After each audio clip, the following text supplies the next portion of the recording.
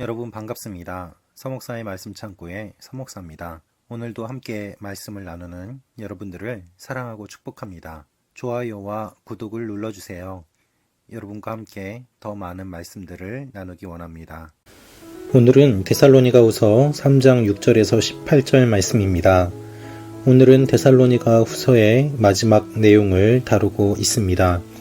바울은 마지막으로 데살로니가 교회에 권면하면서 특별히 게으른 사람들에 대한 권면을 하고 있습니다.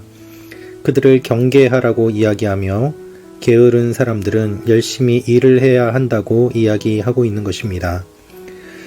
이들이 게을렀던 이유는 예수님께서 곧 재림하실 것이라는 잘못된 생각을 갖고 있었기 때문입니다. 잘못된 신앙은 잘못된 생활을 가져오고 잘못된 생활은 삶을 망가뜨립니다. 그래서 우리는 바른 믿음을 가져야만 하고 주님의 말씀을 바르게 알아야만 하는 것입니다. 오늘 이 말씀을 통하여서 우리에게 주시는 하나님의 메시지를 함께 나누기를 원합니다. 6절부터 8절 말씀입니다. 형제들이여, 우리가 우리 주 예수 그리스도의 이름으로 여러분에게 명령합니다. 여러분은 게을리 행하고 우리에게서 받은 전통을 따라 살지 않는 모든 형제를 멀리하십시오. 여러분은 우리를 어떻게 본받아야 할 것인지 스스로 알고 있습니다. 우리는 여러분과 함께 있을 때 게을리 행하지 않았고 아무에게서도 음식을 값없이 먹지 않았고 도리어 여러분 가운데 어느 누구에게도 짐이 되지 않으려고 수고하고 고생하며 밤낮으로 일했습니다. 바울은 교회에 폐를 끼치지 않으려고 밤낮으로 열심히 일을 했으며 또한 최선을 다했다고 이야기하고 있습니다. 그 이야기를 하는 이유는 데살로니가 교회 안에 게으르게 살았던 사람들이 있었기 때문입니다. 그들은 잘못된 생각을 가지고 있었습니다. 게으르다라는 말은 경제적으로 게으른 상태를 뜻하기도 하고 또한 무질서하다라는 의미도 있습니다. 따라서 교회 안에서 게으른 사람들은 경제적으로 게을러서 어려움을 가져올 뿐만 아니라 교회를 무질서하게 만드는 사람이었음을 알 수 있습니다. 즉, 잘못된 신앙으로 말미암아 교회를 힘들게 하고 또한 다른 사람들을 바른 믿음에서 멀어지게 만드는 사람들이 본문에서 이야기하고 있는 게으르게 행하는 사람들이라는 의미입니다. 바울은 이들에게 본이 되었다라고 이야기를 합니다. 우리가 본이 되었으므로 이렇게 게으른 사람들은 게으르게 살지 말고 우리처럼 살아야 된다라고 말하는 것이죠. 10절 말씀입니다. 우리가 여러분과 함께 있을 때도 여러분에게 명령하기를 누구든지 일하기 싫으면 먹지도 말라고 했습니다. 매우 유명한 말씀이 기록되어 있습니다. 이 말씀이 기록되어 있는 이유는 바로 바울이 데살로니가 교회에서 사역할 때 그때부터 잘못된 생각을 가지고 있는 사람들이 있었다는 것입니다.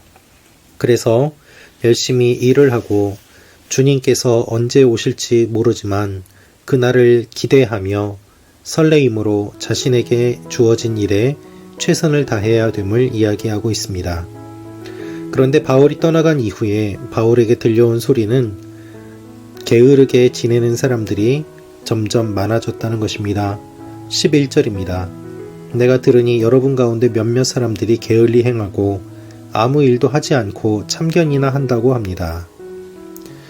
제가 예전에 섬겼던 교회에서 이와 같은 청년들이 있었습니다. 아무 일도 하지 않고 직장도 얻지 않고 교회에 아침에 문 열 때 나와서 하루 종일 커피숍에서 잡담이나 하며 시간을 보내다가 집사님들에게 이야기를 걸고 점심을 얻어먹으며 저녁을 얻어먹으며 밤늦게까지 교회에서 지내다가 집에 가서 잠만 자고 오는 사람들이었습니다. 그들은 하루 종일 온갖 일들에 간섭하고 참견하며 다른 사람들을 비판만 하였습니다. 자신들이 하면 무엇인가 잘 할 것처럼 생각했지만 실제로는 아무것도 하지 않는 사람들이었습니다. 여러분, 교회 안에 그와 같은 사람들이 있습니다. 열심히 하는 사람들을 응원하기보다는 항상 뒤에 서서 팔짱을 끼고 다른 사람들을 비판하며 또한 그것이 잘못되었다고 주장하는 사람들 말입니다. 그러한 사람들에게 바울은 이렇게 이야기합니다. 12절 말씀입니다. 그런 사람들에게 우리는 주 예수 그리스도 안에서 명령하고 또 권면합니다. 조용히 일해 자신의 양식을 먹도록 하십시오. 그렇습니다.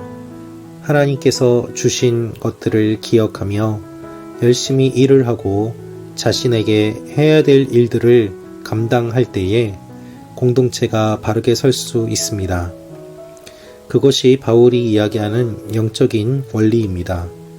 계속해서 묵묵히 자신에게 주어진 일에 매진할 때 공동체가 잠잠해지고 바르게 질서를 유지할 수 있다는 것입니다. 그것이 바울이 강조하고 있는 내용입니다.